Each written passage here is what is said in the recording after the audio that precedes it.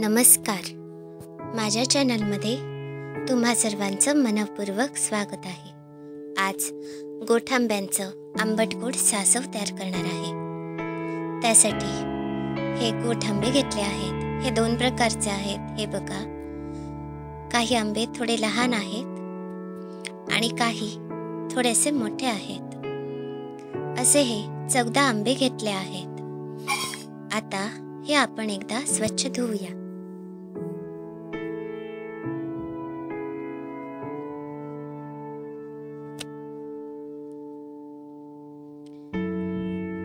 आता आंबे धुवून झाले आहेत. आता याची साले काढूया.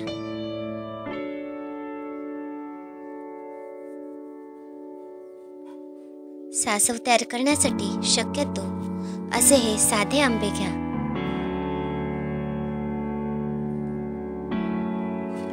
या आंब्यांना गावठी आंबे सुद्धा म्हटलं जातं. आता सगळ्या आंब्याच्या साली काढून घेतल्या आहेत. आता याचा रस काढूया. सासव तयार करण्यासाठी शक्यतो हे आंबट गोड पिकलेले आंबे घ्या, म्हणजे सासव चवीला खूप छान लागते. अगदी गोड आंबे घेऊ नका. आता सगळ्या आंब्यांचा रस काढून त्याच्या कोई सुद्धा या पातेल्यामध्येच ठेवल्या आहेत. आता मसाला तयार करूया. 1 लहान ओला नारळ खोवून घेतला आहे. 7 ते 8 सुक्या मिरच्या आणि 2 चमचे मोहरी घेतली आहे. शेंगदाण्याच्या आकारा इतका हिंग घेतला आहे. हा थोडासा चिकट असतो, त्यामुळे थोडा वेळ आपण हा भिजवून ठेवूया.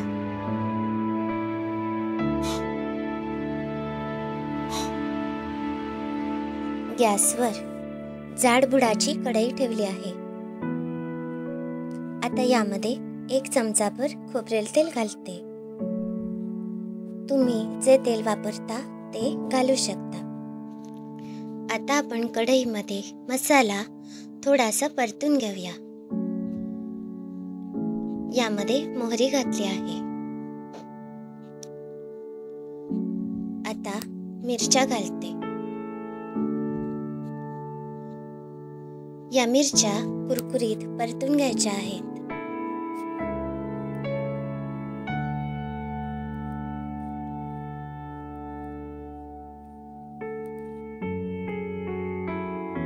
आता मिरच्या छान परतून घेतल्या आहेत. यामध्ये हे ओलं खोबरं घालते.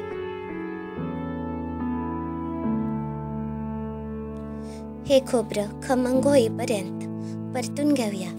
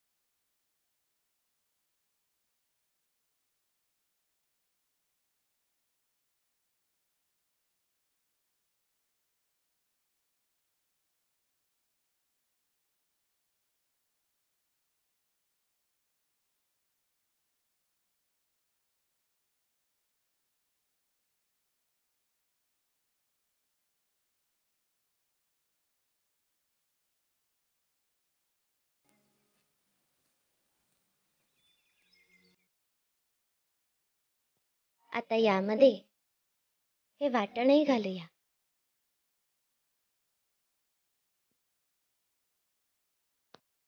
मिक्सरच्या भांड्याला थोडंसं वाटण लागलं होतं, त्यामुळे यामध्ये 1 ग्लास पाणी घालून हे पाणी सुद्धा यामध्ये घालूया.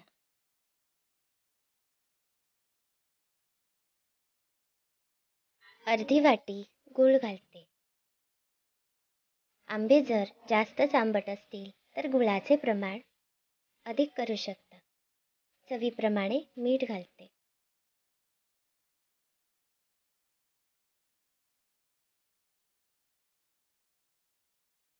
आपण मगाशी हा हिंग भिजवून ठेवला होता.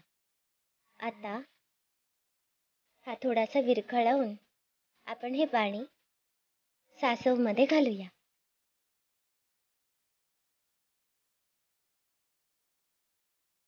हा हिंग खूपच चिकट असल्यामुळे भिजण्यासाठी थोडा वेळ लागतो.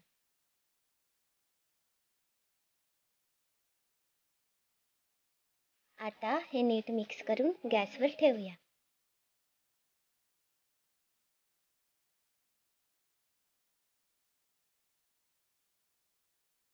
हे सासव आपण अगदी घट्ट किंवा अगदी पातळ करायचं नाहीये, मध्यम प्रमाणात करायचं आहे. गॅसवर लहान ते मध्यम आचेवर हे शिजायला ठेवलं आहे. आता याला छान उकळ येत आहे.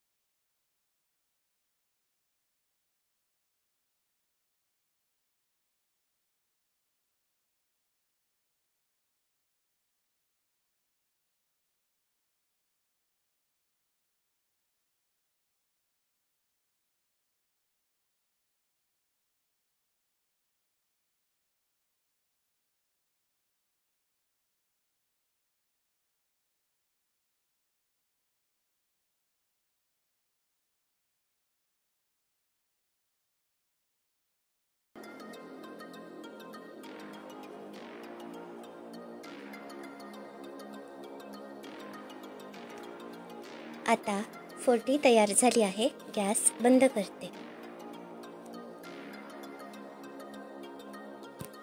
सासव सुद्धा आता छान शिजला आहे.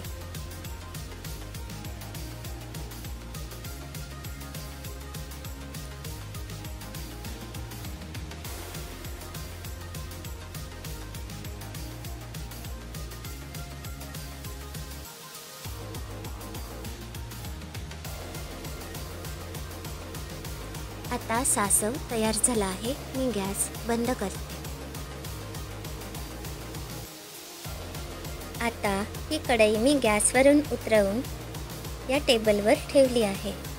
आता सगळ्यात शेवटी आपण फोडणी घालूया. आता हे सासव तयार झालं आहे. हे आंबटगोड सासव तुम्ही जेवताना भातावर घेऊ शकता किंवा चपातीसोबत सुद्धा घेऊ शकता. हे सासव चवीला खूप छान असते. ही रेसिपी आवडली असेल तर लाईक करा, शेअर करा आणि अजूनही जर तुम्ही माझं चॅनल सबस्क्राईब केला नसेल तर आज नक्की करा. आणि ही रेसिपी कशी वाटली हे कमेंट बॉक्समध्ये जरूर कळवा. हे सासव मी मोठ्यांसोबत सर्व केलं आहे. ही मोठ्यांची रेसिपी मी लवकरच तुम्हा सर्वांसोबत शेअर करेन. हा व्हिडिओ पूर्ण पाहिल्याबद्दल धन्यवाद.